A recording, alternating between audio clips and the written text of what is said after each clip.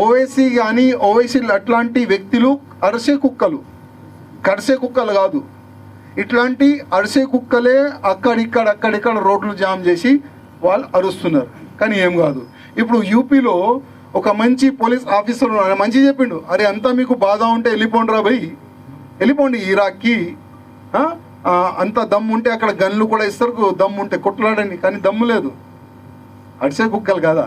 అందుకోసం వాళ్ళు రెడీ అవుతున్నారు. మనం ఏది విధంగా రెడీ కావాలి అది మనం ఆలోచన పెట్టుకోవాలి తమ్ముళ్ళారా. నెక్స్ట్ చెప్తున్నా కదా, యుద్ధమే. ఎవరు కొట్లాడతాడు ఆయననే ఉంటాడు, ఎవరు కొట్లాడకపోతే కష్టం. ఇంకా నేను అనుకుంటున్నా 10 years తర్వాత శ్రీరామనవమి శోభయాత్ర కష్టమే.